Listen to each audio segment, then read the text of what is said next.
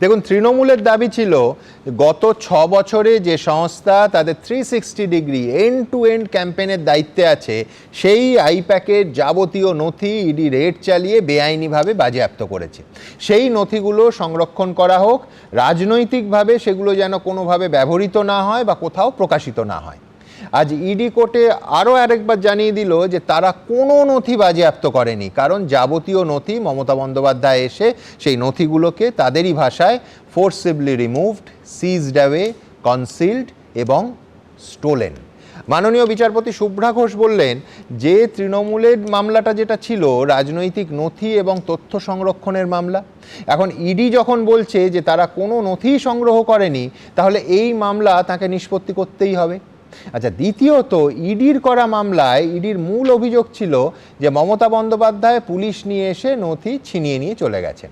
সেই মামলায় বিচারপতি নিষ্পত্তি করলেন না, মুলতবি রাখলেন। তার কারণ ইডি আগেই বলেছে যে সুপ্রিম কোর্টে তারা গেছে এবং তারা চায় সেখানেই মামলা চলতে দেয়া হোক। কার্যত ইডির দাবিকেই মাননীয় বিচারপতি মেনে নিয়ে মামলাটা মুলতবি রাখলেন।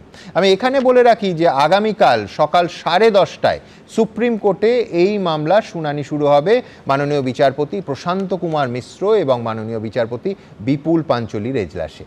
আমার পরের বক্তা আইনজীবী সূর্যনীল দাস। তাহলে কি আজকে হাইকোর্টে ইডির করা দুটো আর্জি কার্যত মান্যতা পেল? ইডি যেটা করেছে এবং যা ঘটনাটা ঘটেছে, ইডি আজকের মহামান্য বিচারপতি সেটা আজকে সাব্যস্ত হয়ে গেল কোর্টে যে ইডি কোনো কাগজপত্র নিয়ে যায়নি। তো এতদিন ধরে যে গল্পটা আমরা শুনে আসছিলাম যে স্ট্র্যাটেজি নিয়ে চলে যাওয়া হয়েছে, ক্যান্ডিডেটের লিস্ট নিয়ে চলে যাওয়া হয়েছে, সেগুলো কমপ্লিটলি মিথ্যে কথা ছিল। সুমনদা, আমি একটা খুব ফান্ডামেন্টাল প্রশ্ন নিয়ে আমি শুরু করতে চাই যে এখানে কিন্তু কোনো ইন্ডিভিজুয়ালকে অ্যাটাক বা ডিফেন্ড করা হচ্ছে না, একটা ইনস্টিটিউশনাল অ্যাকাউন্টেবিলিটির এখানে একটা কথা চলে আসছে। আমি একজন আইনজীবী নিশ্চয়ই, আমি তার আগে একজন ট্যাক্স পেইং সিটিজেন।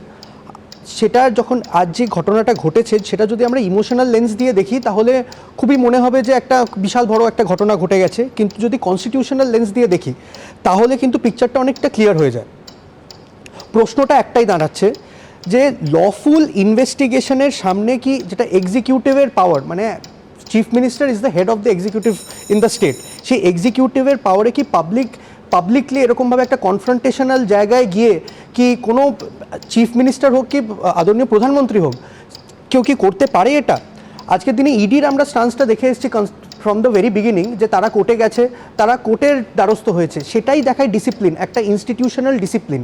অন্যদিকে আমরা দেখছি যে আমাদের মাননীয় মুখ্যমন্ত্রী তিনি পৌঁছে গেছেন তার কর্মীদেরকে নিয়ে, ওখানে একটা হই হট্টগোল করে ওখান থেকে জিনিসপত্র সরিয়ে নিয়ে, ওখান থেকে ভাইটাল এভিডেন্সেস সমস্ত কিছু সরিয়ে নিয়ে গিয়ে একটা নাটকীয় একটা জিনিসপত্র করার চেষ্টা করেছে। আর একটা ফান্ডামেন্টাল প্রশ্ন হলো, যদি ওনার প্রথম থেকে বক্তব্য ছিল যে ওনার পার্টির জিনিসপত্র তুলে নিয়ে চলে যাওয়া হয়েছে, তাহলে ওখানে পুলিশ প্রশাসনের লোকজন ওখানে কেন হাত দিয়ে ওখান থেকে তুলছে? কারণ পুলিশ তো at the end of the day, হ্যাঁ আজকের দিনে মিলিয়ে গেছে কে পুলিশ কে তৃণমূলের কর্মী, সেটা অনেকটা মিলিয়ে গেছে জিনিসটা, বাট তা হলেও সেটা সত্ত্বেও ওনার কর্মীরা তাহলে ওখান থেকে কেন নিয়ে যায়নি? যদি ওনাদের বক্তব্য থাকে যে ইডি পিএমএলএ বা ফেমা যে দুটো আইনের অন্তর্গত ইডি ইনভেস্টিগেশনস করতে পারে, সেটার বিয়ন্ডে গিয়ে অন্য কিছু কোনো পলিটিক্যাল ভেন্ডেটা করতে চেয়েছে। সুজনীল বাবু, আপনার প্রশ্ন, আমি একটু প্রত্যেকটা মুদ্রার তো দুটো দিক থাকে, আমি উল্টো দিক থেকে যদি দেখি, একদম আপনাকে কোট করে আপনি শুরুতেই বললেন, শুরুর লাইনে যে লফুল ইনভেস্টিগেশন একজন হেড অফ দ্য স্টেট কি করে তাতে আপত্তি করে, কি করে তাতে বাধা সৃষ্টি করতে পারে, তাই তো? আমি যদি উল্টো দিকে বলি, সেটা লফুল ইনভেস্টিগেশন কোনো এজেন্সি যদি চালায়, তাহলে হেড অফ দ্য স্টেট কেন আপনারই যুক্তি অনুযায়ী কেউ বাধা সৃষ্টি করতে পারে না? তাহলে ইডি যে কোনো কেউ বাধা সৃষ্টি করে যদি করে, তার ক্ষেত্রে একই ব্যবহার করবে। সেখানে অনগোয়িং একটা ইনভেস্টিগেশন, অনগোয়িং একটা রেড, আপনারই যুক্তি অনুযায়ী তাতে মুখ্যমন্ত্রী ঢুকে যাবতীয় ইডির ভার্সন, আমি বলছি দুটো পিটিশনের ব্যাখ্যা আমি বলছি, সমস্ত এভিডেন্স নিয়ে চলে গেলেন, আর ইডি দাঁড়িয়ে দাঁড়িয়ে দেখলো। আমি বলছি আপনার যুক্তি অনুযায়ী যদি লফুল ইনভেস্টিগেশনের হেড অফ দ্য স্টেট কেন কেউ বাধা সৃষ্টি না করতে পারে, তাহলে ইডি মুখ্যমন্ত্রীকে প্রতিহত করলো না কেন?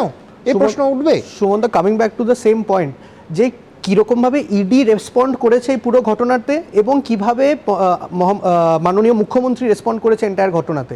ইডি কিন্তু ওখানে গিয়ে যদি ইডি চাইতো ওখান থেকেই মুখ্যমন্ত্রীকেও অ্যারেস্ট করার পাওয়ার্স আছে ইডি, এরকম যদি কোনো গভর্নমেন্ট অফিসিয়ালকে কেউ বাধা দেয় কোনো তার লফুল ডিউটি পালন করতে। না সুজনীল বাবু, অ্যারেস্ট তো পরের কথা, আমি বলছি আমি সমস্ত এভিডেন্স নেওয়ার ক্ষেত্রে আমি তো বাধা সৃষ্টি করি, একটাও গ্রেফতার না করে এবং কোনো রকম অশান্তি না করে, শুধুমাত্র প্রতিহত করে, মানে মানব শৃঙ্খলের মতো ওই 15 জন সিআরপিএফ সামনে দাঁড়িয়ে পড়লেই মুখ্যমন্ত্রী বা কেউ আর ঢুকতে পারতেন না, সেটা কেন করেন?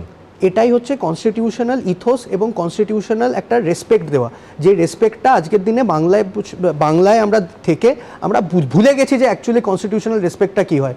ইডি সেই রেসপেক্টটা দেওয়ার চেষ্টা করেছিল হয়তো, যে আজকের দিনে এরকম একজন এক্সিকিউটিভের হেড দাঁড়িয়ে এরকম হয়তো কোনো ঘটনা করবে না, হয়তো সেখানে আমি তো ওখানে ছিলাম না, নিশ্চয়ই সিনিয়র অফিসার্সরা তাকে বোঝানোর চেষ্টা করেছিল। বলুন, কনস্টিটিউশনের একটা বডি বেআইনি কাজ করলে আপনার যুক্তি অনুযায়ী আরেকটা বডি মেনে নেবে? এটা কোন কনস্টিটিউশনকে সম্মান জানায়? সেটার জন্যই তো আদালত আছে।